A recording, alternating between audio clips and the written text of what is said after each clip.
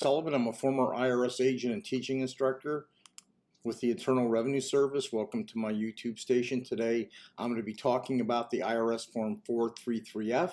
That's the IRS financial statement that goes to the service center and what's most important about that. As a former agent, I worked thousands of cases. I worked at IRS for 10 years. I've been in private practice 40 years. Actually, next week I've been doing this for 40 years. I am obviously a national expert. I've been on all the TV stations, and I'm in a nice coat and tie, and I have a whole team of former IRS agents and attorneys on staff.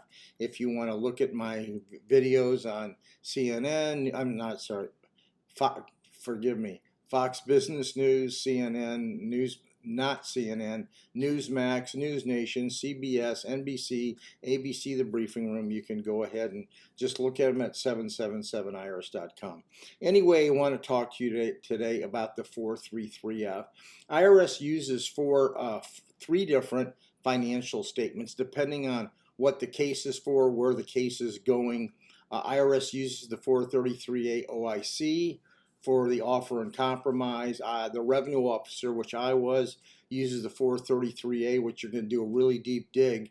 The 433A really goes to the service center when you call that 1-800 number. So there's some cautions. One big caution really you need to be aware, well, really two big cautions you need to be aware of, when you're talking to the service center.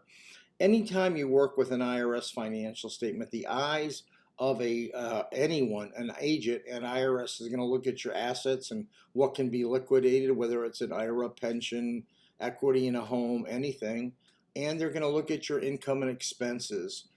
Usually the 433F is just they want to know what your expenses are, because there's income and expenses, because as a general rule your case is going to do one of two things when they're at the service center. They're going to either put you in currently non-collectible. I got to write that down for my next video.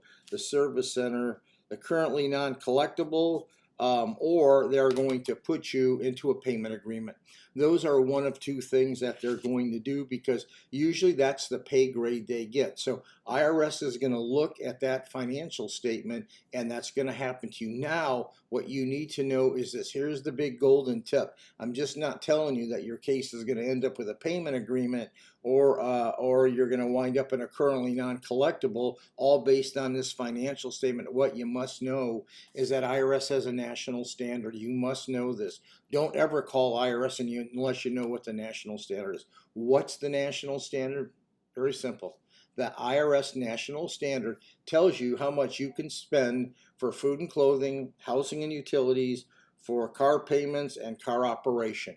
You're going to put what you spend down, and IRS is going to change those. Why and how can they? Because the Department of Labor has issued new standards, and those standards are going to be used in place of yours. So if you're not making a streamlined payment agreement, or you're not paying this off over 6 years, IRS is going to drill down on this, and the payment agreement you want is not going to be the payment agreement you want. Because IRS is going to put the standards in place, and where you think you're a hardship, IRS may say you're not a hardship at all. So be very astute to the IRS National Standard Program, and that's the reason you want to call a professional. If you have no money and you're just really getting by and you don't have any extra money to spend, there's nothing wrong with calling yourself. But if you owe a bit of money, just understand IRS is going to drill down on those couple of things. Give me a subscription today. I'm welcome to help you. You'll be able to see my information. You can make a calendar appointment if you need to. I appreciate talking to you if you want, but a subscription, at least for today, is big because YouTube says they're big. Thank you.